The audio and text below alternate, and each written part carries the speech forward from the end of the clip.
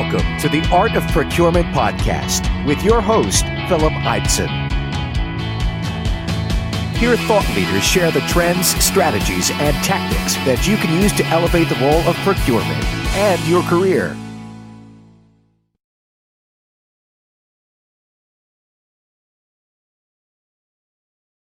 Hi everyone, and welcome to this week's Art of Procurement podcast, which is powered by SIG. And it's Independence Day weekend here in the US. So what I thought I would do, rather than running a new interview, is actually to dip into the archive.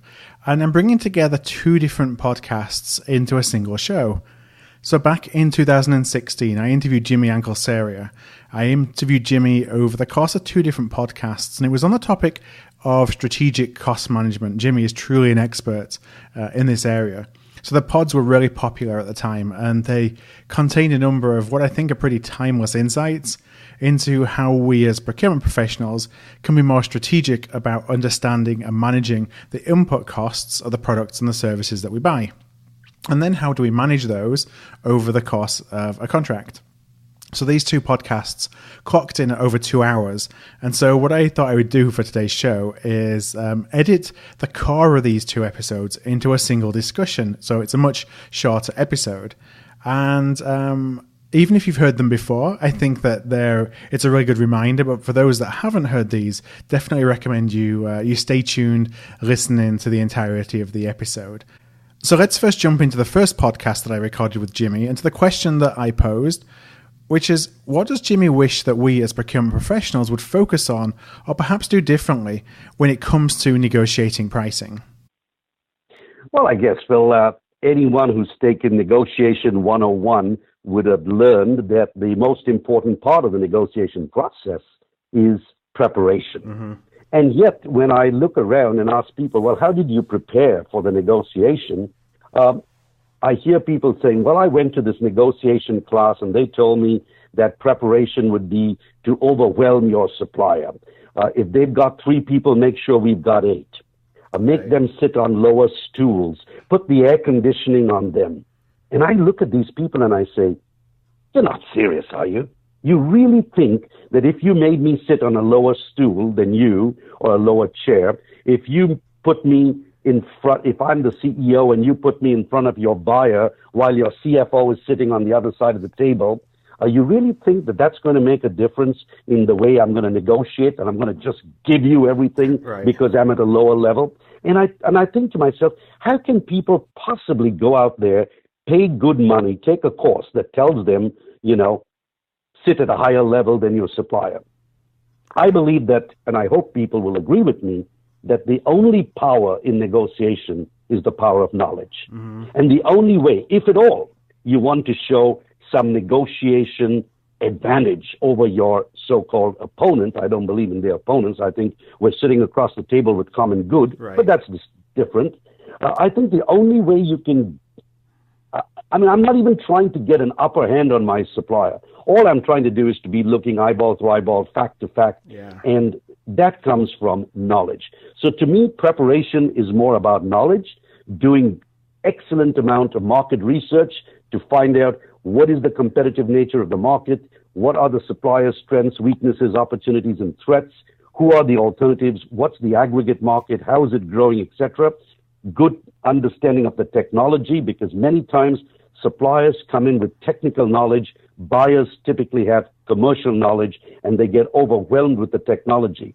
So either I need, as a good buyer, to have a technological advantage or at least knowledge, and if not, bring someone on my team who has that level of technology. And then we get into cost knowledge. And I'll tell you quite honestly, Phil, and all the listeners out there, cost knowledge is something that most suppliers do not have. Right. You would be amazed that most suppliers do not know their own costs.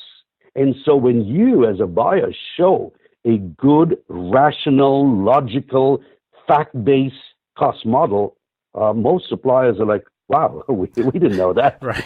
And so I think that's what tilts the negotiation balance more in favor of a buyer being well prepared. And so I think, quite honestly, preparation needs to be looked at a little differently than where you force the air conditioner and where you put your seats. So what can a procurement professional do then to start to better understand the cost of a product or service before they negotiate? Well, I mean, sometimes it's as basic as building and what we call an industry cost profile. People want to go out there and build the most fancy spreadsheet, which is so complex that the person who built it, typically a consultant, is the only one who understands it. Mm-hmm. So I'm a strong believer in inherent capability.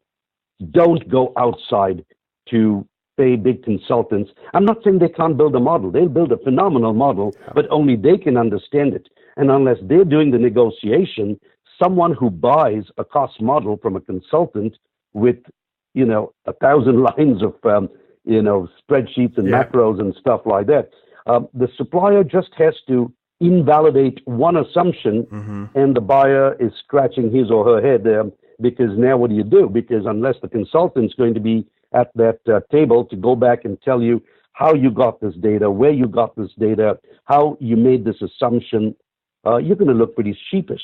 So what I suggest is start with one little step. If you could visualize a circle, that's the cost knowledge. You start with a big zero, a big zero. You do not know in that zero how much is material, labor, overhead, GSA, profit. So the first step in my modeling is understand what we call an industry cost profile. An industry cost profile is simply looking at the aggregate in a specific industry, looking at the NAIS codes or whatever industry classification, using publicly available statistical data to break down an industry's revenue into these various pieces. You use a combination of manufacturing data and financial data. In some cases, we may narrow it down instead of being as wide as the entire industry. When there are 4 or 5 key players in the industry, we may ignore the hundreds of others and take the income statements, if they are publicly held, of those 3, 4, or 5 and create a narrower, what we call a peer average versus a whole industry average. But the objective is still the same. Try to go inside that zero and on a very macro level try to figure out, like I said in my example with Dr. Burt, 60% is material and 5% is labor and so on.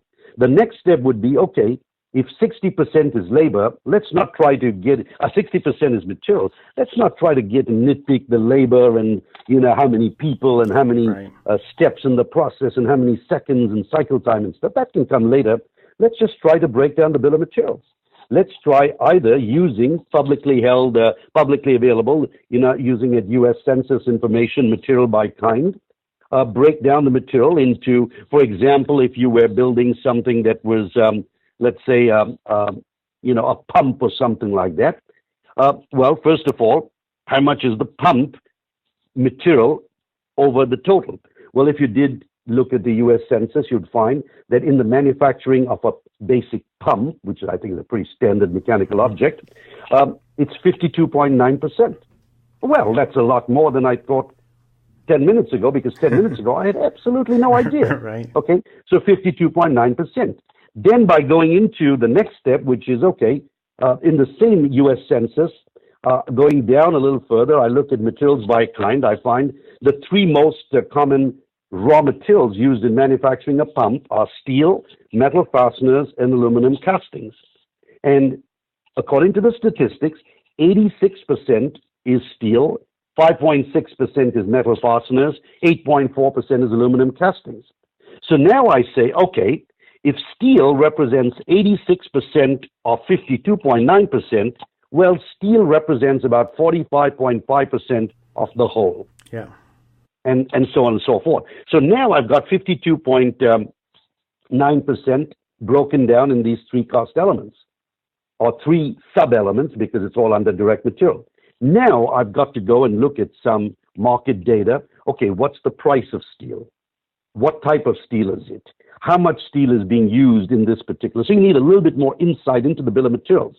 But the point I'm trying to make is, what if I'm able to say that on an average, say 52 or 53% of the product is made out of steel, aluminum, and the metal process.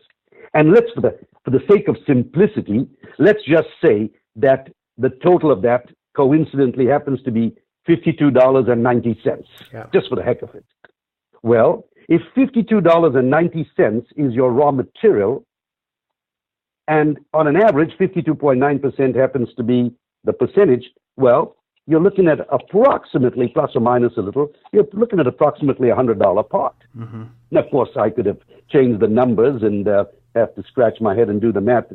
But I hope your listeners get the drift that if I can monetize one of the major cost elements, in this case, it's a material-driven item, well, you take and try to monetize the material and then divide that number by the percentage that material reflects on the total, as from the industry statistics, and voila, you've at least got a starting point. It's a guide, at now, least. Yeah, a lot of people feel, well, this is great in materials, but what about the labor world? What about a service world? Yeah. Exactly the same. Exactly the same. The only difference is we may not have material in an IT consulting contract, for example. You may just say, well, we're being billed $2,500 a day for a software engineer. I have no idea whether that's good or bad or whatever. I just try and say, well, how about if I get 10% lower than that? And you're very comfortable with the 2,250 or something, and you feel very pleased with yourself. Versus, if I did the exact same thing, looked at the industry statistics and found that on an average, approximately 30% of every revenue dollar in the IT consulting world, on an average, 30 cents on the dollar is paid as wages and bonus, not benefits, not taxes, not computing, software, etc. Just the pure W-2, as we call it in the United States. If that number is 30 cents or 30%, now what I do is I would monetize it by looking at the breakdown of the team. And for each person, I would say, well, if it's a software programmer, mid-level, high-level, junior, I can look at numerous industry sources like salary.com, salaryexpert.com, salaryreview.com, wageweb.com, careerjournal.com. You get the idea. If I can look at that and say, okay, software engineer in Bangalore, India, or in New York, or in Houston, Texas, it's absolutely irrelevant where it is. I can get that data. So let's take a very simple and hypothetical example. What if I saw that this individual, whoever he or she may be, in this part of the world, on the higher side, because I don't want the worst software guys, I want good software engineers, I'm willing to pay 75th percentile, that's in the upper limit. And let's just, for the sake of an argument, say that this is about $100,000, just for an argument and keeping it very simplistic. Well, that equates to approximately $50 an hour, approximately. It's probably less. But if it's $50 an hour, and $50 is the equivalent of monetizing steel, it's now monetized people, if the average of that group is $50 an hour, and 50 represents 30%, or 33% to keep it simple, you're looking at an hourly rate of approximately 150, or a daily rate of 1,200, 1,300 maybe. Yeah. So where did 2,500 come from? Now, I'm not saying that we will pay 1,200, nothing more, nothing less. But what I believe is it gives you the opportunity to walk your supplier step by step. This is the person. This is the 75th percentile. This is the location. This is the salary without anything else. In a typical situation, 30, 32%, 33% is labor. So if labor is 150 or 1,200 a day, just help me understand. Here's a pen. Tell me where I went wrong. Did I make a wrong assumption? Did this person really earn $200,000? Right. If you're paying your people $200,000, how come the industry is at $100,000? Are you overpaying? And if you're overpaying, should they be doing it in half the time with less mistakes? So let me understand. And I'll tell you, take a humble approach versus saying, son of a gun, you've been taking me to the cleaners. Yeah. Take it all. I always say, keep a pen in your pocket, give them the pen, tell me where did I go wrong. And that type of way brings us a much better, let's say, position in both product and services.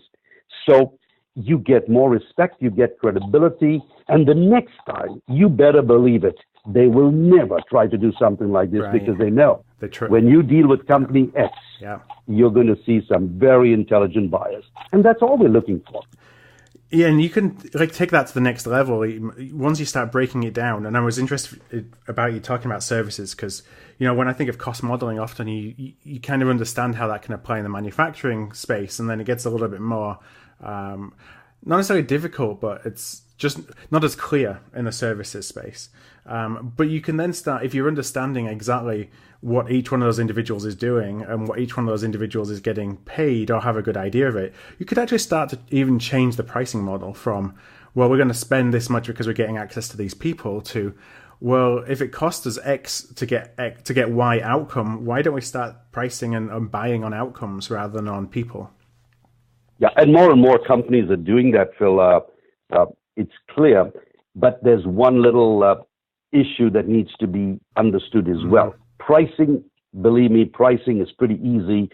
There's enough data out there that you can do this for product or service, and I haven't even gone into the more detailed type of cost models.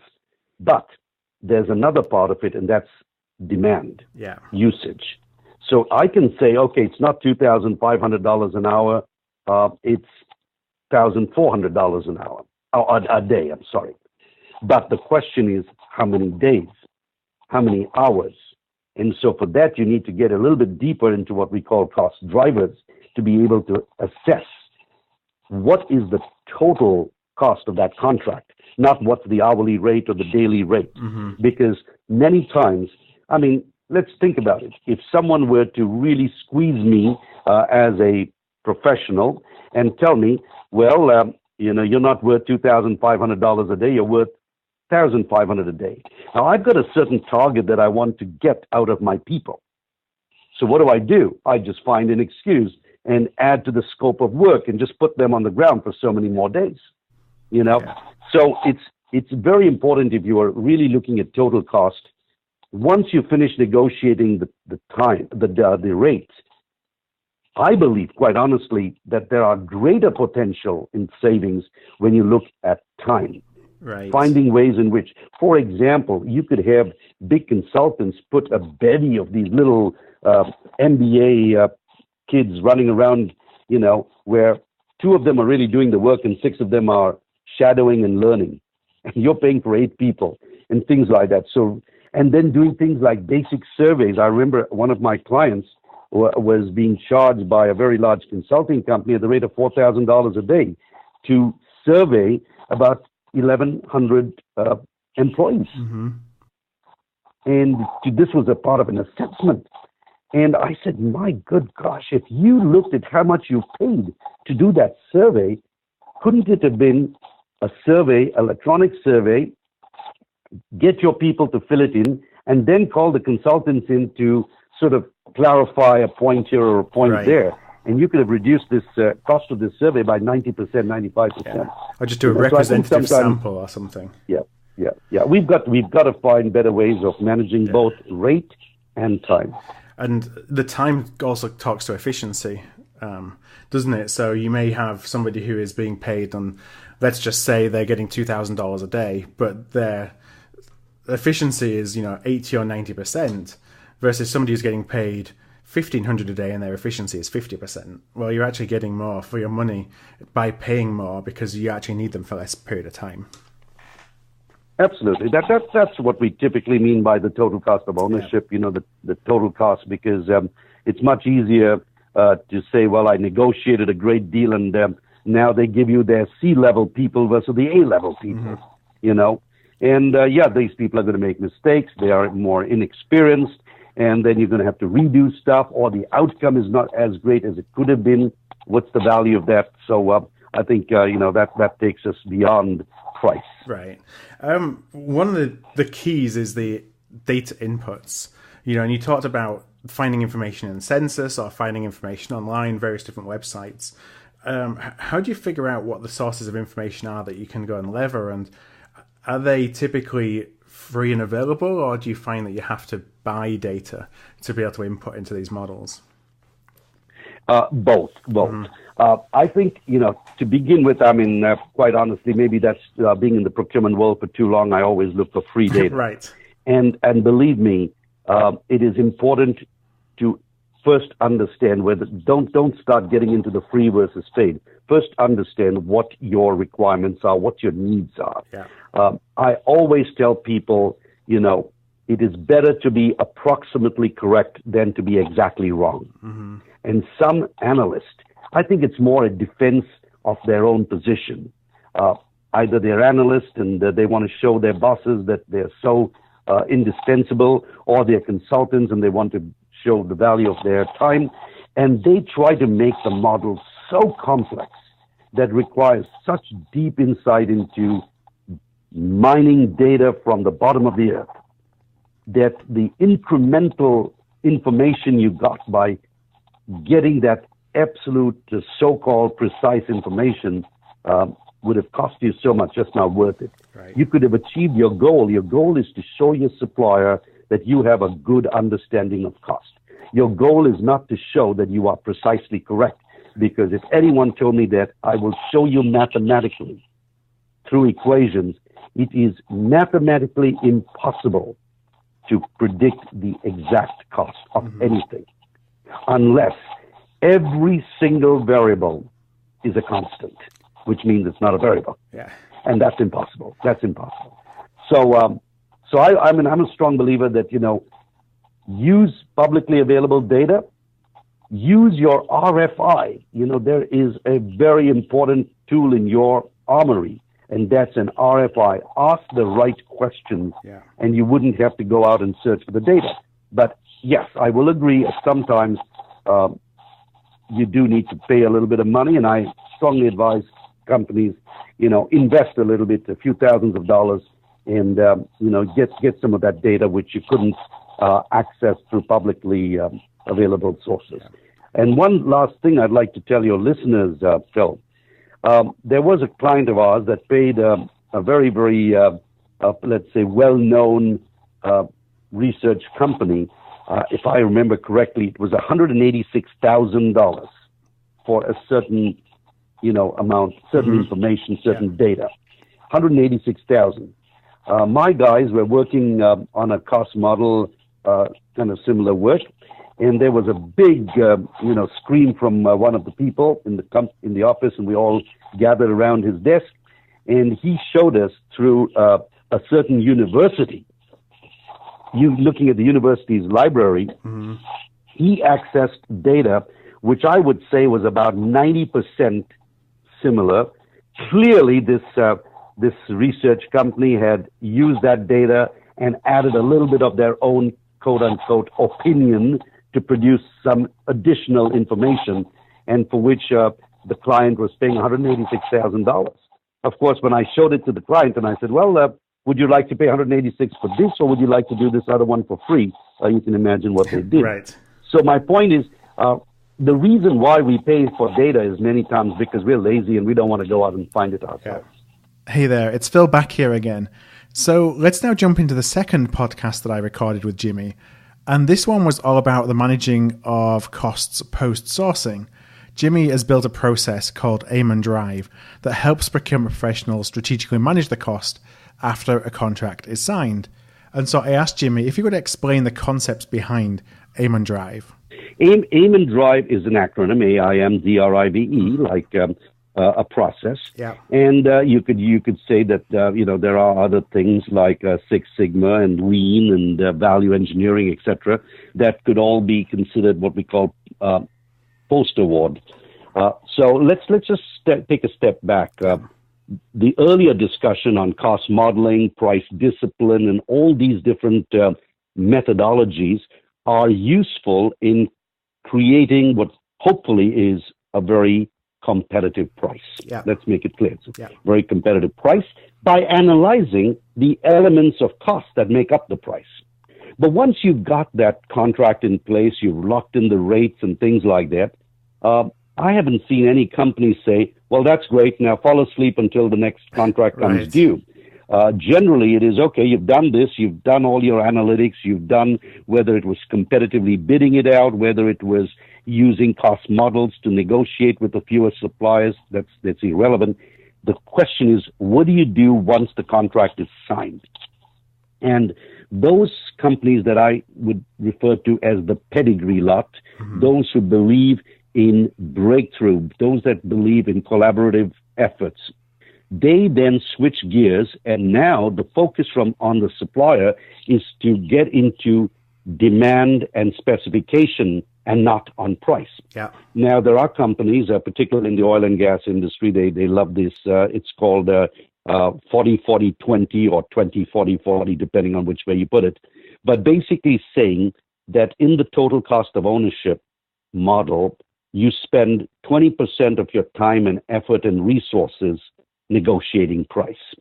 You spend 40% of your time and resources on demand, and the last on specification. Let me give you an example of both demand and specification in one example using Aim and Drive. So Aim and Drive, by definition, is a collaborative effort to take cost out of the supply chain. Yeah.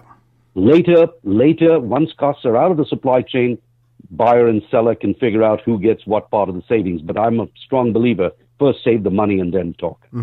So it begins with an agreement that we are here to manage cost, not negotiate price. That's the first thing. Yep. We need to make sure we involve the business stakeholders. We need to bring in the supplier, operational people, finance people. And with due respect, I mean, I'm not here to say don't have a salesperson, but this is not a place where the salesperson is going to be adding the most value. Right. This is where we are rolling up our sleeves on both sides. The customer, design and operations coming absolutely together. Yeah, we've got the R&D folks, we've got the engineering people, we've got the finance people from both sides. Yeah. So we set our goals. We set our goals from different perspectives. It's not just reduce cost. It could be improving quality, pushing technology, delivery on time, etc., environmental, conflict minerals, you name it. There are many goals that go into a business, not just my financial goals. Yeah. Once we've done that, I is to identify critical costs in the supply chain. Now, this is where collaboration really proves whether it's genuine or fake, because now we're not talking about going back to negotiate. So both sides have to be aware of it. The supplier is putting certain costs on the table, identifying the critical costs. You don't have to give the end-to-end 100%, but if you can account for about 60 to 70%, that's good enough for us to move to the next step.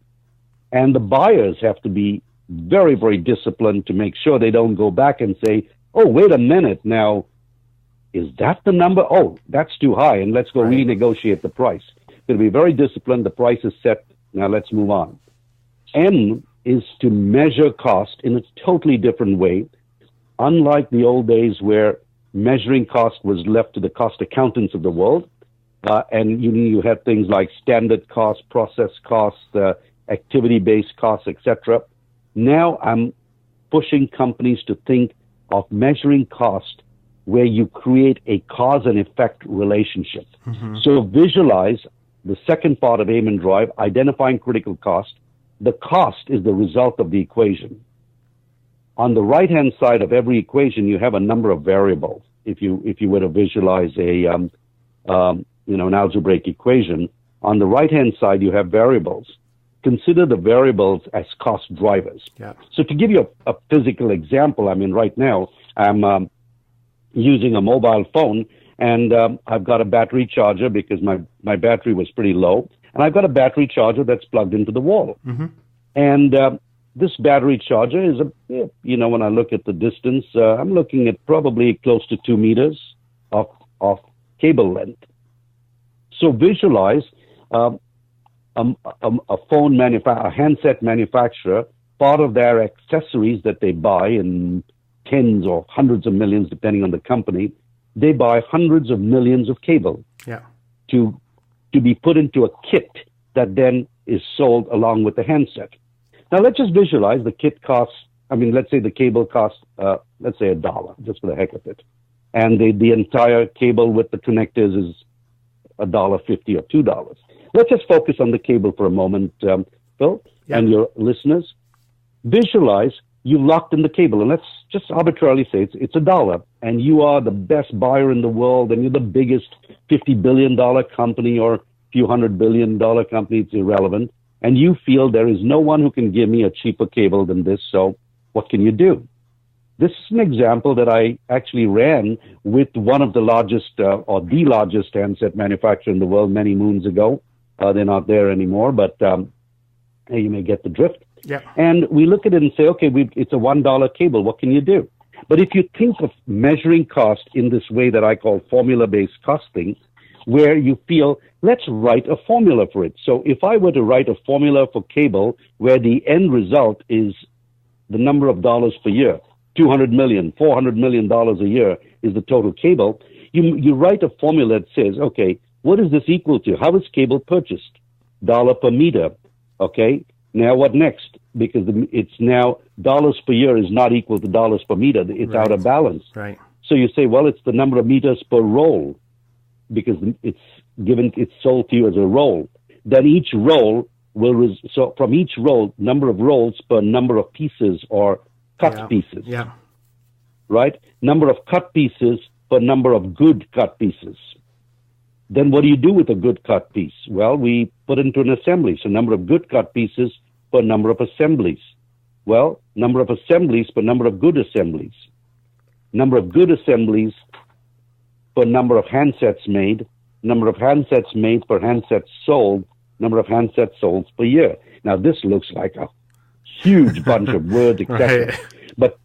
But think of what I'm doing. Yeah. I'm creating a cause and effect relationship that says, if you want the left-hand side to change the $400 million of spend on cable, if you want that number to change, one or more of the variables have to change on the right-hand side. Now, if you took the first one, I'm going to read just a couple of these to you. So the first one I said is dollars per meter. That would be the cable price.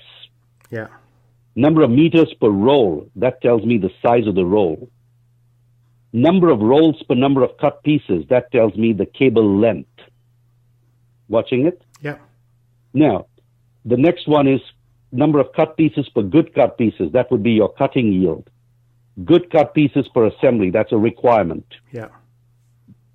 Assemblies per good assemblies, that's your final assembly yield, and so on. So the point now is at the end of the third step, you're beginning to have a causal relationship. What causes the cable to be 200 million or 300 million or 150 million? Well, one, we could sell less handsets, make less kits, use less cable. Well, that's a kind of pretty stupid way to go about doing business, right? I can make it zero by not selling any handsets. Right. So let's focus on more realistic things. We've said the dollar per meter, I'm getting the best price. I've negotiated it. I've done all my cost modeling, etc. We're not going to revisit that. This is a post-award contract. Next, the number of meters per roll, that's the roll size. By making it smaller rolls or larger rolls, it's not going to change the number of meters of cable that I buy. Yeah. Number of rolls per number of cut pieces. This tells me for a roll of 1,000 meters, do I get 400 cut pieces? If so, it tells me the average cable length is 2.5 meters. Let's go deeper into that. That would be the D. D is for defining the key cost driver. Now I'm zooming in on one of those drivers that I believe we could do something. On the next one, R is to reduce, eliminate, or change. So I've got to reduce, eliminate, change, modify, do something about the size of the cable length. Well, in this case, the suggestion would be, let's reduce it. Why do we need 2.5 meters? Yeah. Where am I 2.5 meters away from an outlet? Right. And if so, if I am, well, then I just go to that outlet and I leave my phone like we do we do at the airports. You go to the pillar against the wall, you stick your phone in there, and you probably flop down next to the pillar and read a book. Right. It's not going to change your buying decision of that handset how long the wire is or the cable is to your phone, is it? So now you're beginning to see what we're trying to do here is why couldn't we reduce it? Let's just for the heck of it say by 50%. Yeah. We're not affecting the technology. We're not affecting the quality. We've not gone to a cheaper cable from a unqualified supplier. We are absolutely with the same spec but we've changed the demand. Because now my demand has dropped by 50%. Yes, there may be a risk of doing that. The price may go up a little bit because my volumes have gone down, but certainly the price is not going to go up 50%. So that's the R. You reduce, eliminate, change. You do your risk analysis. I is for implement. You're implementing what, who, when. And then V is for verify. Did you actually change the spec? Is the new spec now 1.25 meters? Has the old quantity been pushed through the inventory all the way through production? Is the new quantity coming in now at a 1.25 meter cut? And so on. So just making sure project management, you're verifying what you've done. And E is for eternal improvement. So let's take a quick swing around. In the case of a cable, you've also got connectors on either side. Yeah. So the first one, I gave you a demand idea. Now let me give you a specification idea. And in this particular case, we looked at the connectors. Let's say they're 20-cent connectors. The single largest cost of the connector is the gold plating on every little pin on that connector. It's plated with gold. So as we run this scenario again through the M, the list of cost drivers, no one's going to be changing the price of gold in a hurry, especially as a buyer of connectors. You don't really influence the gold market. Right. But what you could do is, as we go through the formula, you come up with what we call the plating thickness, the number of micro milliliters of gold dispersed on each pin. Then, of course, the number of pins in a connector. Yeah. So one thing could be to reduce the number of pins, but that's not going to help you that much. The better thing to do would be to focus on the gold and reduce the thickness of coating on each pin. Now, that has a risk, because when I challenged the company that we were dealing with, one of the risks would be that if you reduce the plating thickness, the pull test requirements, so you're doing a test that says, I insert and I pull, I insert and I pull. And every time you pull, you're doing a little friction that ultimately the connectivity is affected. But if I questioned, and in this particular case I did, the pull test requirement was 50,000. And my humble response was, who charges their phone 50,000 times? Right. Because even if you charged your phone twice a day, which in today's better battery life and longer battery life, you don't even need to charge it twice a day. But even assuming you did, that's 730 times a year, 365 days twice. Right. Or even if you did it 3 times, you're looking at a little over 1,100 or so. Yeah. And a typical phone, 2, 3, 4 years maybe, and I mean, after that, you're really a dinosaur. Right. So why would you want more than 5,000 pulls? So we call the supplier, we say, look, if I change this pull test requirement and you use less gold, how much would that change on a connector? And let's say it's 5 cents a connector, and you're making 200 million of these. You've just pulled a few $1 million out by changing the specification, which in this case was changing a pull test requirement. So that's an example of how Aim and Drive works on the product side, and the exact same thing works on the services. And a very quick example would be when working with a large computer company and their advertising agency, a major cost of the creative side of the advertising agency was the creative directors and the draftsmen and stuff like that. And these are extremely highly paid people. And in this particular company, using the same concept, the single largest cost was the people cost, obviously. A little bit of software, but mostly people cost. And so now you're looking at daily rates. And it gets a little sensitive, not impossible, but sensitive. We use cost models, etc., to validate the daily rate. But typically, especially when you're dealing with an ad agency and you want the particular director, Joe or Jill, you want that person. And the last thing in the world you want to do is to go in there and say, I'd like to negotiate that person's salary down by 50%. Right. You're going to really upset them. Yeah. And you're not going to get... You're not going to get... Yeah, and you're not going to get the right people. Right. They're going to give you the B team. Right. So we're saying, take price out of the equation, 20, 40, 40. Take price, 20%. We're not talking about price. The rate is fixed. Let's write a formula, dollars per hour, number of hours paid per number of hours worked, number of hours worked per, let's call it per draft, number of drafts per number of approved drafts. all the way to an actual ad being locked in. Now, what we found in this particular incident was, or in this particular case study, was the number of times, the number of iterations, they call them briefs in the advertising world, the number of briefs that were made by the creative team to put before the customer, and then the customer says, well, I like this brief, but I don't like this color of blue or that shade of red or this person in the background. And they keep changing and changing and changing and changing. So we zoomed in on the number of changes in these briefs that caused the number of hours to increase, that in turn obviously cost more labor dollars. So this was a function of the number of people at the customer side who had the authority to overrule on a brief. Okay. Believe it or not, this is a global company. If you counted individuals, there were about 200 individuals with the power to make a change. Yeah. We brought it down to 3 people, one in the United States, one in EMEA, which is Europe, Middle East, and Africa, and one in Asia.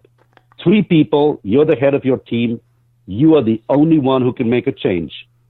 We brought the briefs down by 60%, and we brought a $100 million project down by about 35, to about 35, 40. We took out about $65 million on a $100 million project.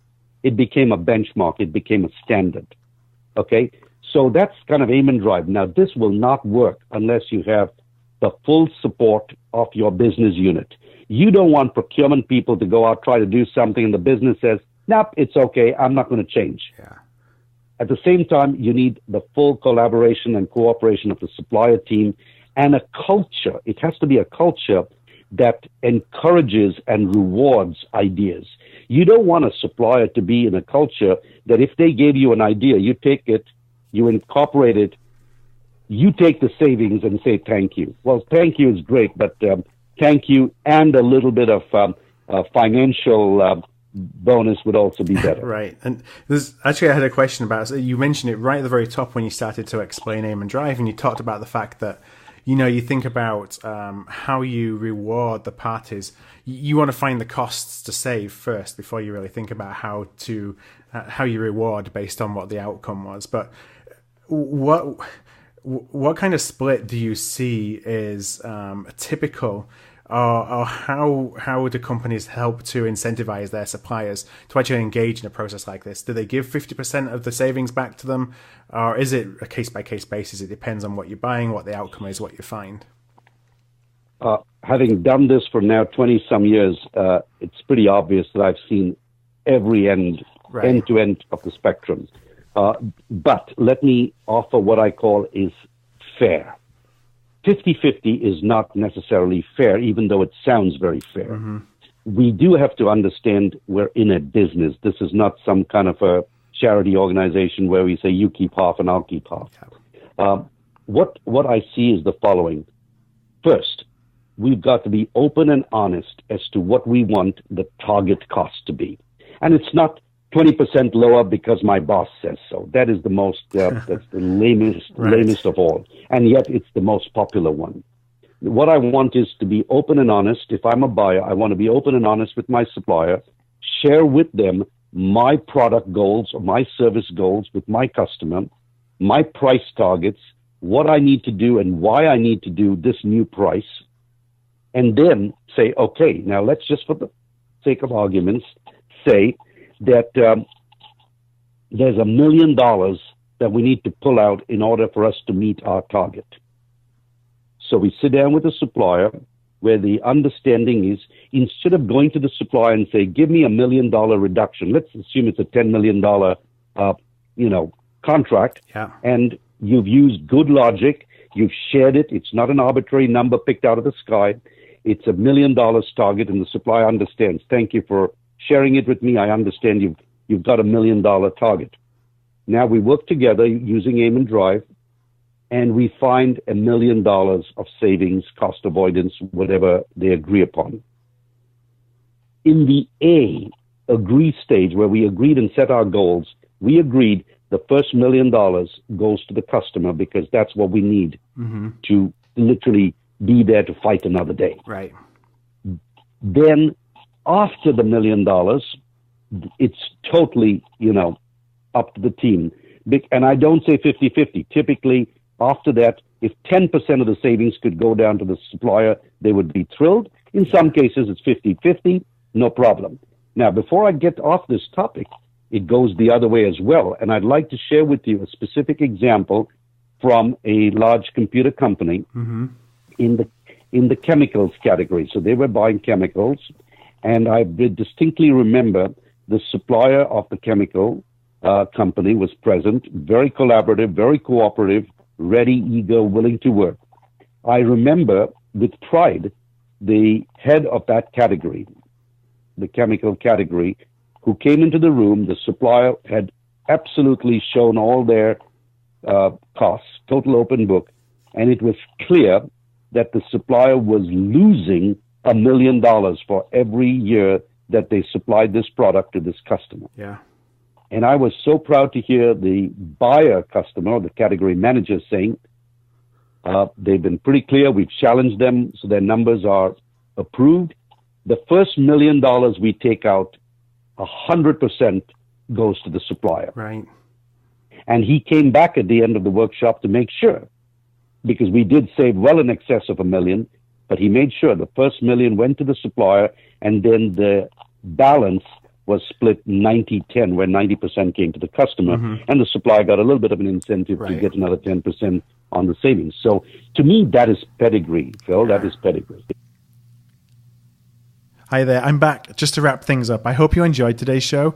If you want to listen to the 2 episodes in full, just search for Jimmy Ankleseria on the search bar at artofprocurement.com. I think they were episodes 102 and 106. So I hope you have a great week. We'll be back next week with a fascinating conversation on behavioral economics.